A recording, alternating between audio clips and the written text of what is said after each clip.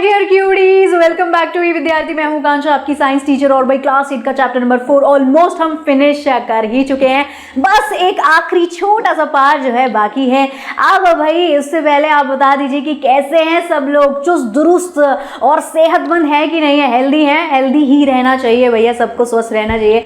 चलिए आप देखिए, यहाँ पर इलेक्ट्रिसिटी है चैप्टर का नाम, और अब तक हम क्या क्या इसमें पढ़ चुके हैं। हम देख चुके हैं कि भाई कैसे इलेक्ट्रिसिटी के थ्रू मैग्नेटिक इफेक्ट जनरेट होता है, जिससे हमारी रोज की लाइफ के बहुत सारे अप्लायंसेस काम करते हैं, है ना। साथ ही साथ इसके बाद हमने पढ़ लिया था कि भाई हीटिंग इफेक्ट भी क्रिएट होता है सेम इलेक्ट्रिसिटी के थ्रू, और इस प्रिंसिपल पे भी हमारी डेली लाइफ के काफी सारे अप्लायंसेस जो है काम करते हैं, जैसे कि ये रूम हीटर, है ना। मैग्नेटिक इफेक्ट पे क्या एग्जाम्पल था हमारे पास? जो क्रेन्स होती हैं उसमें काफी स्ट्रॉन्ग इलेक्ट्रोमैग्नेट लगी हुई होती है, जिससे स्क्रैप मटेरियल सेपरेट हो पाता है। जितना भी मेटल का सामान है, जो आयरन की चीजें होती हैं, वो सेपरेट हो पाती हैं एक ढेर में से, है ना। और ये टेम्पररी मैग्नेट की तरह काम करता है। ऐसे हीटिंग इफेक्ट भी जब तक करंट फ्लो हो रहा है तब तक काम करेगा, और जैसे ही करंट जो है स्टॉप हुआ फ्लो होना, वैसे ही ये इफेक्ट डिसअपीयर हो जाता है ना। और हमें चाहिए ही इसलिए होता है ये इफेक्ट। हम उन्हीं चीज़ों में, वो जो अप्लायंसेस होते हैं उसमें हमें ये इफेक्ट ही चाहिए होता है, लगातार हमें ये चीज़ें चाहिए भी नहीं होती है ना। और अगर अभी तक आपने पहले की वीडियोस नहीं देखी तो अभी वाला पार्ट समझ नहीं आने वाले, तो फटाफट से जाइए, बाकी के पार्ट्स देखकर फटाफट आइए। उसके बाद ये लास्ट पार्ट आपको अच्छे से मक्खन लगेगा, एकदम स्मूथली समझ आएगा। तो भाई आखिरी सवाल हमने क्या छोड़ा था पिछली वाली वीडियो में, कि जो सेल्स और जो बैटरी होती है, आखिर उनके अंदर ऐसा क्या होता है जिससे कि इलेक्ट्रिसिटी जो है जनरेट हो पाती है ना। तो देखते हैं कि उनके अंदर होता क्या है और वो काम कैसे करता है। देखें एनसीईआरटी ने क्या दिया है, चलिए आइए देखते हैं। तो अब यहाँ पर सवाल क्या है, how does a battery generate electricity. तो जो बैटरी होती है वो इलेक्ट्रिसिटी को जनरेट करती कैसे है ना। कैसे इलेक्ट्रिसिटी जनरेट हो जाती है बैटरी के थ्रू, आखिर उसके अंदर ऐसा क्या है और कैसे काम करता है, यही हम इसमें पढ़ने वाले हैं। अब आपने एक नाम अगर सुना नहीं होगा तो अब सुन लीजिए, वोल्टेक सेल और गैल्वेनिक सेल, दोनों एक ही सेम सेल के नाम है, ठीक है। वोल्टेक सेल को गैल्वेनिक सेल भी बोलते हैं, क्योंकि ये दो साइंटिस्ट थे जिनका कंट्रीब्यूशन था इस सेल को बनाने के लिए, इसलिए भैया दोनों का ही नाम इस सेल को दिया गया है, ठीक है। ये सबसे पहली डिस्कवरी थी, यानी सेल में सबसे पहला ये सेल था जो बनाया गया था। चलिए देखते हैं कि इसका प्रिंसिपल क्या है, ये कैसे इसकी वर्किंग है, कैसे ये काम करता है, इसके अंदर क्या क्या होता है, ठीक है। अब देखो, इट कंटेन, इसके अंदर होते हैं दो metal plate made up of different material. दो मेटल की प्लेट्स होती हैं, अगर आपको ये नजर आ रही होंगी, 1 and 2, जो दो डिफरेंट मटेरियल की होती है, जैसे कि जिंक या कॉपर, एल्यूमिनियम या कॉपर, लेड या कॉपर, ऐसे ये दो मटेरियल होते हैं, ठीक है। आप सोच रहे होंगे बार बार मैडम कॉपर कॉपर क्यों बोल रही है, ये भी मैं आगे बताऊंगी क्यों। अब देखो, इसके अंदर साथ ही साथ एक लिक्विड भी भरा हुआ होता है, फ्लूइड होता है, गीला एकदम ये होता है, तरल पदार्थ। तो भैया ये देखो लिक्विड भरा हुआ है, नजर आ रहा है। किसके अंदर ही होता है? एक कांच के या प्लास्टिक के कंटेनर में होता है सपोज, ठीक है। एक प्लास्टिक या आपको जो है जार कंटेनर ले लेना है, ठीक है। उसके अंदर जो है एक लिक्विड भरा हुआ है, और इस लिक्विड का नाम क्या है? इस लिक्विड का नाम है इलेक्ट्रोलाइट। अब ये जो रॉड है या जो मेटल की प्लेट है, इनको क्या बोलते हैं? इनको बोलते हैं इलेक्ट्रोड। ये हो गई इलेक्ट्रोड 1, ये हो गई इलेक्ट्रोड 2, ठीक है। ये किसके अंदर है? ये कांच के कंटेनर में, प्लास्टिक का कंटेनर भी हो सकता है इसकी जगह पे, ठीक है। अब हमें क्या चाहिए? हमें चाहिए कनेक्टिंग वायर्स, ठीक है। कनेक्टिंग वायर तो सबको पता है, जो सर्किट पूरा करने के लिए हम इस्तेमाल करते हैं, जिसके ऊपर पीवीसी की एक लेयर लगी हुई होती है, और बीचों बीच एक इलेक्ट्रिक लैंप हो गया। जब ये सर्किट आप पूरा बना लोगे तो आपको ऑब्जर्व करना है क्या? एक ऑब्जर्वेशन आएगी क्या कि लैंप जो है जल गया है। तो लैंप किस वजह से जला है? इस इलेक्ट्रोलाइट लिक्विड और जो ये मेटल रॉड्स हैं, इनके बीच में केमिकल रिएक्शन होता है, जिससे ये इलेक्ट्रिसिटी को पास करवाता है, ठीक है। ये फंडा है, यहाँ पर फटाफट से पढ़ लेते हैं। यहाँ पर भी यही लिखा हुआ है। तो मैंने क्या बताया, जो लिक्विड इसके अंदर भरा हुआ है इसे इलेक्ट्रोलाइट बोलते हैं, और इसके अंदर जो ये मेटल की आपको रॉड्स दिख रही हैं, यहाँ प्लेट दिख रही हैं, इसको इलेक्ट्रोड बोलते हैं। अब पार्शियली ये डिप्ड होती है, यानी पूरी तरह से डूबी हुई नहीं होती, थोड़ी सी इस लिक्विड के बाहर, थोड़ी सी लिक्विड के अंदर होती है, यानी पार्शियली हाफ डिप्ड ये होती है इस सोल्यूशन के अंदर। अब ये जो सोल्यूशन है, आप सोच रहे होगे कि ये क्या होता है, तो ये भी आप डिटेल में आगे हायर क्लासेस में पढ़ोगे। तो मान लो कि ये सोल्यूशन हो सकता है कोई सॉल्ट सोल्यूशन या किसी वीक एसिड का सोल्यूशन भी ये हो सकता है। ठीक है, अब एक केमिकल रिएक्शन होती है किसके बीच, प्लेट्स और इलेक्ट्रोलाइट के बीच, जो प्रोड्यूस करती है एक इलेक्ट्रिसिटी, है ना, प्रोड्यूस करती है इलेक्ट्रिसिटी। तो ऐसे भैया इलेक्ट्रिसिटी जो है जनरेट हो गई, प्रोड्यूस हो गई। When the circuit is connected, अब जब ये सर्किट को जैसे ये पूरा कंप्लीट हो गया, कनेक्ट हो गया है, तो करंट फ्लो करेगा। करंट हमेशा फ्लो करता है, मैंने आपको पिछली वीडियो में बताया है। करंट किस डायरेक्शन में फ्लो करता है, पॉजिटिव से नेगेटिव टर्मिनल की ओर। तो यहां पर भी ये देखो, ये पॉजिटिव है और ये नेगेटिव है, पॉजिटिव से ये जाएगा नेगेटिव टर्मिनल की ओर। ठीक है, to the circuit to negative terminal. Over time the chemical, अब अगर मान लो कि काफी ज्यादा समय हो गया, रिएक्शन हो ही जा रही है, चले जा रहा है, इलेक्ट्रिसिटी बढ़िया प्रोड्यूस हो रही है, फ्लो हो रही है, ठीक है, लेकिन और लैंप जल रहा है, लेकिन एक दिन ऐसा आएगा जब इस केमिकल, ये जो पूरा इलेक्ट्रोलाइट है ये खत्म हो जाएगा, यानी केमिकल रिएक्शन होगा नहीं, केमिकल रिएक्शन ही नहीं होगा तो इलेक्ट्रिसिटी प्रोड्यूस ही नहीं होगी, यानी अब ये सेल जो है वर्क नहीं करेगा, ये रुक जाएगा काम करना, यानी अब ये हो गया डेड। ठीक है, इसको बोल देंगे हम कि ये डेड हो गया है and can not supply any more electricity, अब ये हो गया वेस्ट। ठीक है, चलिए अब आगे देख लेते हैं। नेक्स्ट यहां पर क्या है, क्या आपने कभी सुना है, थोड़ी सी हिस्ट्री देख लेते हैं हम, है ना, कि भैया ये सेल बनाया किसने है, आखिर डिस्कवरी जो है किसने करी है। मैंने बताया था जो नाम हम अभी पढ़ के आए सेल का, उन्होंने ही इसकी डिस्कवरी करी है। वो दोनों कौन है, इटालियन साइंटिस्ट हैं, है ना, नाम भी कुछ डिफरेंट दिख रहा होगा आपको। The voltaic and galvanic cell get their name, इनको अपने दो नाम, दो इटालियन साइंटिस्ट के ऊपर मिले हैं जिनका नाम पूरा क्या था, एलेजेंड्रो वोल्टा और लुइगी गैल्वेनी। इन्होंने जो है इस पर रिसर्च करी थी और फाइनली निकाला था ये सेल। ठीक है, पहला सेल। जब लेट 70s की बात है, मतलब 1700 के समय में, तो भैया इन्होंने क्या, गैल्वेनी ने सबसे पहले नोटिस किया कि एक मरा हुआ फ्रॉग है, उसके ऐसे पैर हैं।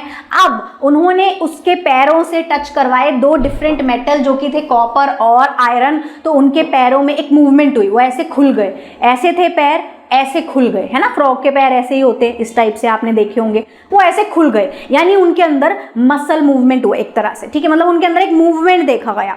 तो अब देखो, इट वाज ऑलरेडी नोन, ये पहले से ही पता था, उस समय में ये पहले ही रिसर्च हो चुकी थी कि इलेक्ट्रिसिटी के थ्रू जो हमारी मस्कुलर मोशन होती है वो थोड़ी बूस्ट हो जाती है, मतलब मस्कुलर मोशन थोड़ी और तेज हो जाती है, होने लग जाती है। ठीक है, यानी हमारे मसल्स पे इलेक्ट्रिसिटी थोड़ी सी वर्क करती है। जैसे आपने देखा होगा कि भाई किसी को कार्डियक अरेस्ट, हार्ट अटैक वगैरह, ये सब चीज़ें होती है, हार्ट बंद हो जाता है वर्क करना एकदम से, तो एक इलेक्ट्रिक शॉक टाइप की चीज़ होती है कि यहाँ पर ऐसे चेस्ट पे लगाते हैं और ऐसे प्रेस करते हैं और तेज तेज वो पेशेंट जो है वो ऐसे मूव करता है ऊपर नीचे। ऐसा क्यों? क्योंकि मसल मूवमेंट चाहते हैं यहाँ पर। जब मसल मूवमेंट चालू हो जाएगी तो भैया हो सकता है कि हार्ट वापस अपनी वर्किंग पे आ जाए।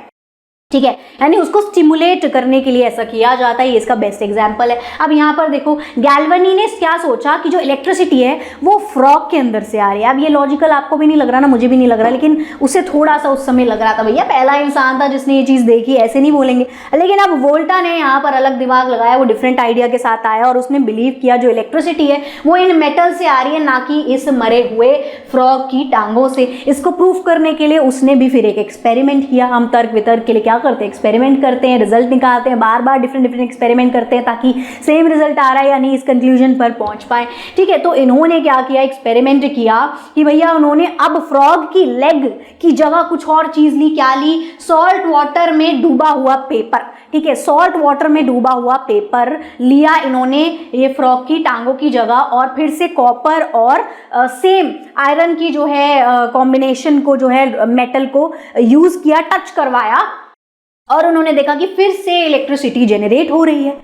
यानी इससे पता चल गया कि जो इलेक्ट्रिसिटी है, जब फ्रॉग की टांगे यूज ही नहीं करी तो वो फ्रॉग की टांगों से नहीं आ रही थी, वो किससे आ रही थी, वो मेटल से आ रही थी। ये प्रूफ हो गया, है ना। इसी चीज को प्रूफ होने के साथ साथ इन्वेंशन हो गई भैया हमारी फर्स्ट बैटरी की। तो ये थी फर्स्ट बैटरी, या बोल सकते हैं सेल। ठीक है, चलिए आगे देखते हैं। अब यहाँ पर अब एक एक्टिविटी दी हुई है हमें 4.6, लेट अस कंस्ट्रक्ट, जो कि भैया आप आसानी से, बड़ी ही साधारण है, बहुत ही सिंपल सी चीजें लेनी है, आसानी से आप अपने घर पर ये करके देख सकते हो और आपको भी पता चल सकता है, आप भी बना सकते हो। क्या आप भी बना सकते हो भैया बैटरी वोल्टेक सेल अपने घर पे खुद से। बहुत ही सिंपल सी बेसिक सी चीज़ें लेनी है आपको। 5 से 6 जूसी लेमन्स लेने हैं, जिनमें जितना ज़्यादा जूस हो उतना बढ़िया, यानी जो बड़े बड़े वाले नींबू होते हैं जिनमें ज़्यादा जूस होता है, अगर आप उसको लोगे एक्सपेरिमेंट में तो जो एलईडी जलेगी वो ज़्यादा अच्छे से ग्लो करेगी और अच्छा आपको रिजल्ट मिलेगा, है ना। अगर वो सूखे सूखे मरियल से होंगे तो बहुत हल्की सी वो जलेगी, मज़ा नहीं आएगा एक्सपेरिमेंट में। चलो अब देखो यहाँ पर साथ ही साथ आपको कॉपर वायर या स्ट्रिप्स लेनी है, पतली पतली बिल्कुल 1 to 2 mm मोटी होनी चाहिए, यानी काफ़ी पतली। आयरन नेल्स आपको ले लेने हैं, यानी कि लोहे की कीलें आपको ले लेनी है। ऑल्सो टेक 1 एलईडी, एक एलईडी आपको लेनी है और कुछ connecting wire is different and copper wire और कॉपर स्ट्रिप जो है वो डिफरेंट होती है, बिल्कुल लोहे जैसे, मतलब वो बिल्कुल खुली हुई नंगी तार होगी कॉपर की जो आपने लेनी है, और कनेक्टिंग वायर क्या है जिसपे वो पीवीसी लगा हुआ होता है, ठीक है। अब देखो इंसर्ट कर देना है इनको जैसे कि आपको फिगर में दिया हुआ है, आपको इंसर्ट करना है बिल्कुल वैसे ही प्लेस करना है जैसे आपको फिगर में बता रहे हैं। कैसे करना है? Copper wire and the iron nail in 1 lemon, ठीक है। ऐसे एक लेमन के अंदर ये देखो आयरन नेल घुसा दिया, इससे कॉपर वायर लपेट दी, उसको दूसरे लेमन के अंदर लेकर गए और यहाँ पर घुसा दिया इस कॉपर वायर को, ठीक है। ऐसे ही इससे थोड़ी दूर फिर से एक आयरन नेल लगाया, इसके आसपास भी कॉपर वायर लपेटी, फिर इसको आगे लेकर गए, फिर से लेमन में घुसा दिया। ऐसे ही सेम यहाँ पर भी करेंगे, ये देखो, ठीक है।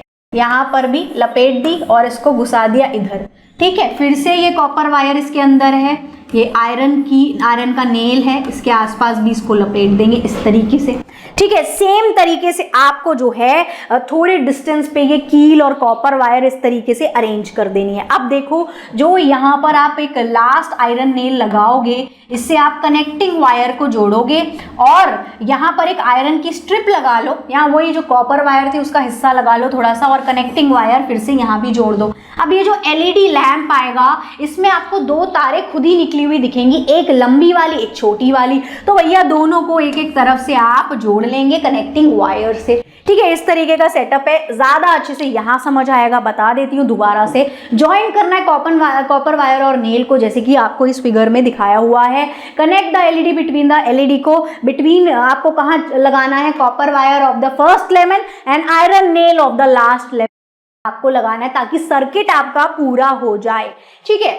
उसके बाद आपको क्या ऑब्जर्व करना है, क्या एलईडी आपकी ग्लो हो रही है या नहीं हो रही, ठीक है। देखो सेटअप देख लो दोबारा से, ये कॉपर की स्ट्रिप है, ये कनेक्टिंग वायर से ऐसे जोड़ दी आपने, एक लंबी वाली होगी एक छोटी वाली होगी, एलईडी के बाहर जो वायर्स निकली हुई होंगी। अब फिर से एक कनेक्टिंग वायर यहाँ पर लगी हुई है, आयरन नेल पर जोड़ दोगे आप यहाँ पर कॉपर वाली, ठीक है। अब फिर से ये जो कॉपर वाली है ये फिर से आयरन नेल पे लिपटी हुई है, फिर ये वाली है ये भी यहाँ पे आयरन नेल से लिपटी हुई है, ये फिर कॉपर वायर है, फिर ये आयरन नेल से लिपटी हुई है, ये फिर कॉपर वायर है, फिर ये आयरन नेल से लिपटी हुई है। इस तरीके से देखो एक पूरा क्लोज्ड सर्किट तैयार हो गया है। अब यहाँ पर क्या होगा आप देखोगे ये एलईडी ग्लो कर जाएगी, लेकिन ऐसा भी हो सकता है कि एलईडी ग्लो ना करे, तो इसका मतलब आपने कुछ तो गड़बड़ किया है। क्या गड़बड़ किया हो सकता है, मुझे कौन कौन बताएगा, मैं ही बता देती हूँ फिलहाल के लिए। गड़बड़ ये हो सकती है कि आपने नेगेटिव और पॉजिटिव टर्मिनल उल्टा लगा दिया, यानी कि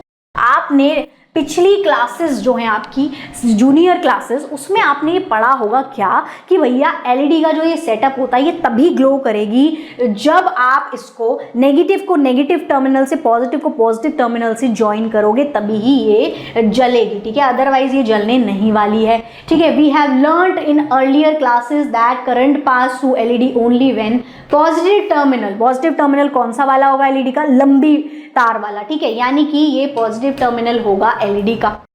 अब इसके बाद and the negative terminal of the shorter wire of the LED is connected to the negative terminal of the battery. तो बैटरी के नेगेटिव टर्मिनल से आपको ज्वाइन करनी है, यानी ये नेगेटिव टर्मिनल हो जाएगा, ठीक है। बैटरी के नेगेटिव टर्मिनल से आपको ज्वाइन करनी है क्या, छोटी वाली नेगेटिव टर्मिनल वाली एलईडी की वायर, और जो उसकी लंबी वाली पॉजिटिव वाली वायर होगी किसकी, एलईडी की, वो आप पॉजिटिव टर्मिनल से जोड़ोगे बैटरी के, तभी ही ये ग्लो करेगा, ठीक है। आगे देखते हैं। ग्लोइंग एलईडी इंडिकेट, अगर आपकी जो एलईडी है वो जल रही है तो भैया आपको क्या कंक्लूजन मिल रहा है, आपको कंक्लूजन ये मिल रहा है कि इलेक्ट्रिक करंट पास होने लग गया है। कैसे, अब यहाँ पर जो आपने आयरन नेल और कॉपर यूज किया, यानी आयरन और कॉपर ये दो इलेक्ट्रोड हैं, और जो आप लेमन जूस यूज कर रहे हो वो इलेक्ट्रोलाइट की तरह काम कर रहा है, यानी ये है आपका सेल या बैटरी। ठीक है, so this indicate that your cell is working, आपका सेल यहाँ पर काम कर रहा है। मेटल इलेक्ट्रोड आर, इसमें मेटल इलेक्ट्रोड क्या है, copper wire and the iron nail, and the electrolyte is the lemon juice, electrolyte इसमें लेमन जूस है और वो कंडक्ट करेगा electricity. You may have also use, आप इसकी जगह पर सॉल्ट सोल्यूशन यानी पानी में सॉल्ट को मिक्स करके भी ले सकते हो। अगर आपको नींबू नहीं मम्मी लेने दे रही है, कह रही है मेरी किचन से बाहर निकलो, ये सब चीजें वेस्ट नहीं करनी, तो फिर आप सॉल्ट सोल्यूशन भी ले लोगे लेमन जूस की जगह।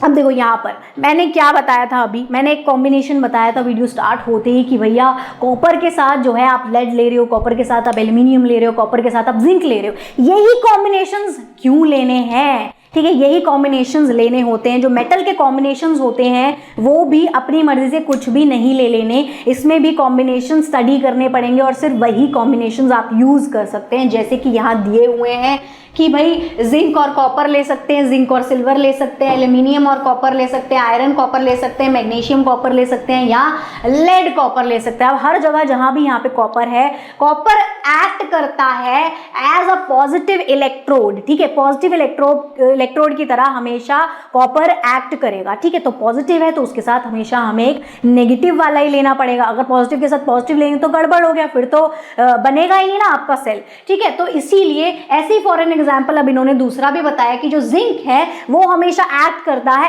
As a negative electrode. ठीक है, तो जिंक और कॉपर का बेस्ट कॉम्बिनेशन हो गया, यानी कि है ना, तो जिंक यहाँ पर नेगेटिव है, कॉपर यहाँ पर पॉजिटिव हो गया। ऐसे यहाँ पर देखो aluminium negative, copper positive, iron negative, copper positive, magnesium negative, copper positive. समझ आ गया, इस तरीके से होता है। ठीक है, और ये ऐसे क्यों है, इनकी केमिकल प्रॉपर्टीज कुछ ऐसी हैं जिस वजह से ये नेगेटिव या पॉजिटिव की तरह काम करते हैं, एक्ट करते हैं।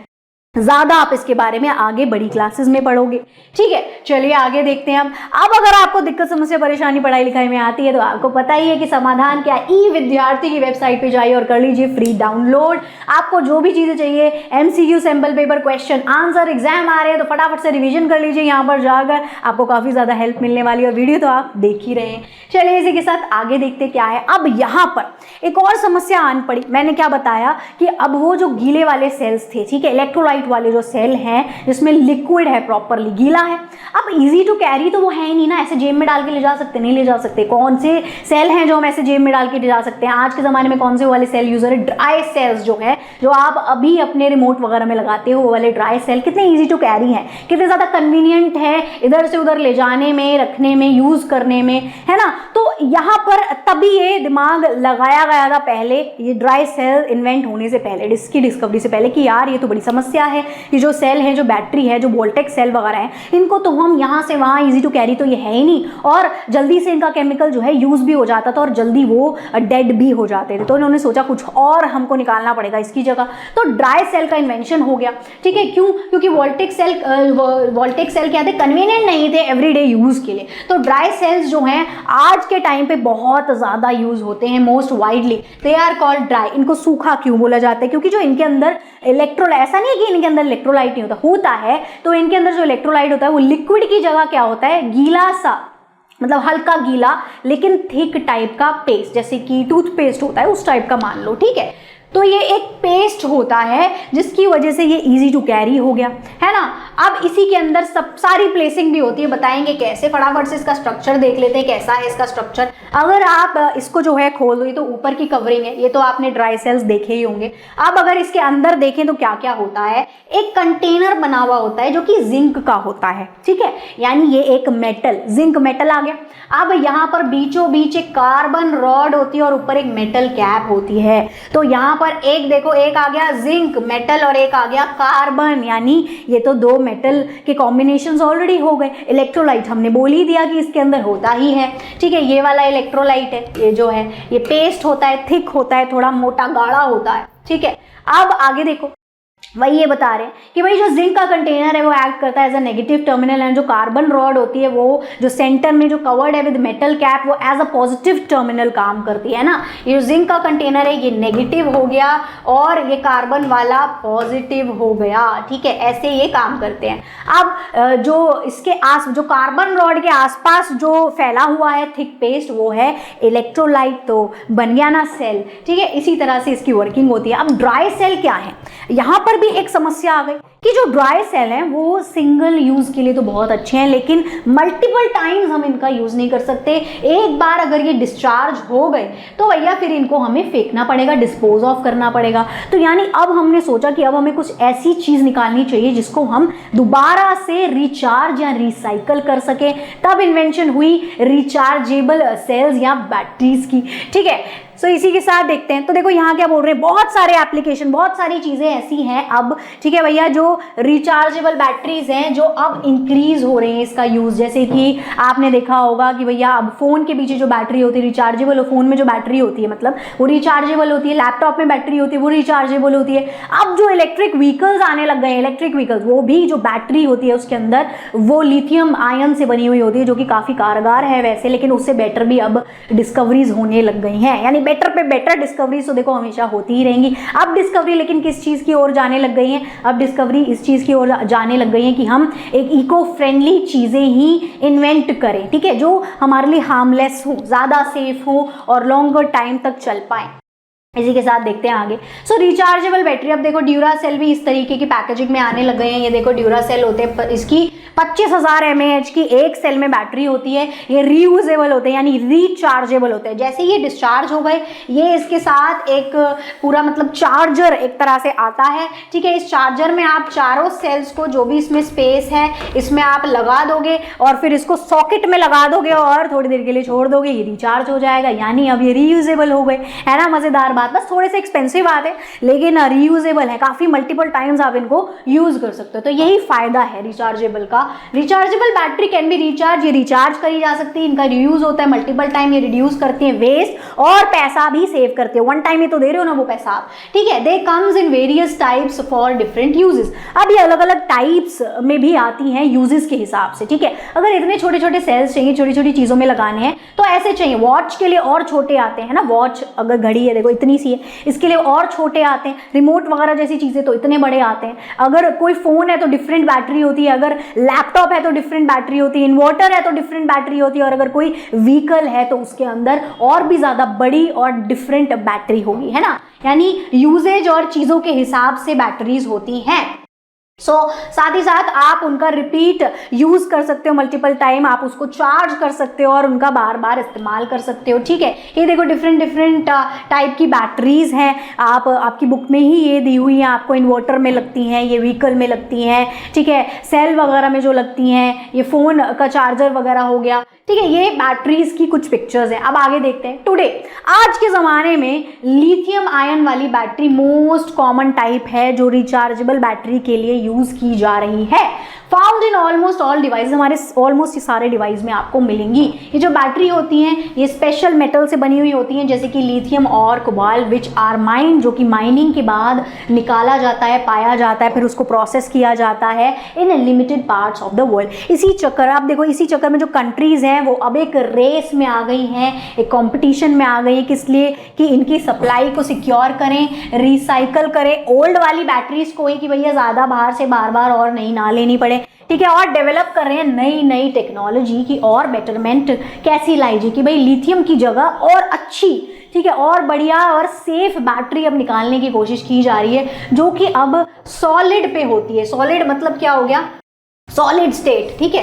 यानी अब जो इलेक्ट्रोलाइट है, ठीक है, जो इलेक्ट्रोलाइट पहले लिक्विड था और फिर पेस्ट जैसा बन गया, अब उसकी जगह ये लोग कुछ सॉलिड डालने की उसके अंदर कोशिश कर रहे हैं कि सॉलिड स्टेट पे का एक इलेक्ट्रोलाइट हो और इस बेसिस पे बैटरीज या सेल वर्क करें। तो scientist also working on next big leap, जो कि क्या है, solid state battery which replace the liquid और paste like electrolyte with solid material. किसी सॉलिड मटेरियल जो है कोई ना कोई सॉलिड मटेरियल ये लोग लेकर आ रहे हैं, जिसमें अब क्या होगा, लिक्विड और पेस्ट लाइक इलेक्ट्रोलाइट नहीं होगा, सॉलिड वाला इलेक्ट्रोलाइट होगा। सो दीज फ्यूचर बैटरी, ये वाली जो फ्यूचर बैटरीज हैं ये ज़्यादा सेफर होंगी, चार्ज फास्ट होंगी और लास्ट भी लॉन्ग करेंगी, लंबे समय तक चलेंगी, इंप्रूव हो जाएगी। Rechargeable batteries are very important, इनको इंप्रूव करना बहुत ज़्यादा इंपॉर्टेंट है पूरे वर्ल्ड के लिए, क्योंकि अब पूरी दुनिया, पूरा वर्ल्ड मूव हो रहा है किधर, डेवलपमेंट में। लेकिन कैसा डेवलपमेंट, इन्वायरमेंटली फ्रेंडली यानी इको फ्रेंडली सोर्सेज अब हम ढूंढ रहे हैं इलेक्ट्रिकल पावर, इलेक्ट्रिसिटी से रिलेटेड चीज़ों के लिए, है ना।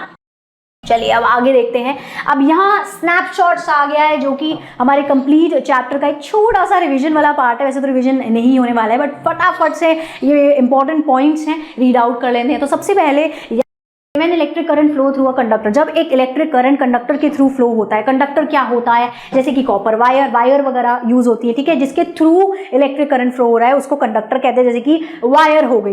It produces a magnetic field around, वो अपने आसपास एक मैग्नेटिक फील्ड बना लेता है कुछ देर के लिए, है ना। सो दिस फेनोमेना, इस फेनोमेना को क्या बोलते हैं, magnetic effect of electric current. इसी फेनोमेना को magnetic effect of electric current बोलते हैं। दूसरा, a current carrying coil that behaves as a magnet is called an electromagnet. अब एक करंट कैरिंग कॉइल जो होगी, ठीक है, जो एज अ मैग्नेट बिहेव कर रही होगी, वो कॉइल जो एज अ मैग्नेट बिहेव कर रही है, जिसमें जो करंट कैरी कर रही है, उसको बोलते हैं एक electromagnet. For practical applications most electromagnet have an iron core. अब हमारी रियल लाइफ की अगर हम बात करें तो मोस्ट जो इलेक्ट्रोमैग्नेट है उनके पास, ज्यादातर इलेक्ट्रोमैग्नेट के पास एक स्ट्रॉन्ग आयरन कोर है। क्यों, किस लिए, आयरन कोर लगाने से वो और स्ट्रॉन्गर मैग्नेट बन जाती है, ठीक है। जनरेशन ऑफ हीट को जनरेट करना in conductor due to flow of electric current, इसको बोलते हैं heating effect of electric current. अब एक सेल और बैटरी जो है एक ऐसा डिवाइस है जो जनरेट करती है इलेक्ट्रिक करंट को, बिकॉज ऑफ उनके अंदर क्या होता है, chemical reaction takes place in it. अब रिचार्जेबल बैटरीज जो होती हैं वो रिचार्ज करी जा सकती हैं और रीयूज करी जा सकती हैं बहुत बार, उसके बाद जाकर उनकी जो कैपेबिलिटी है, जो कैपेसिटी है, जो कैपेबिलिटी है वो लो हो जाती है और फिर काफ़ी टाइम के बाद जाके वो खराब होती हैं और हमें नई लानी पड़ती है, ठीक है। अब तक के लिए भैया चैप्टर समाप्त हो चुका है, खत्म हो गया, ये था आखिरी पार्ट। आई होप आप लोगों को अच्छे से चैप्टर समझ आया हो। अब हम क्या करेंगे, अगली वीडियो में हम करेंगे क्वेश्चन आंसर्स और फिर इसके एमसीक्यूज करेंगे और फिर बढ़ेंगे अगले चैप्टर की ओर। तब तक के लिए बाय बाय क्यूडीज, फिर मिलेंगे नेक्स्ट वीडियो में। Thank you so much for watching.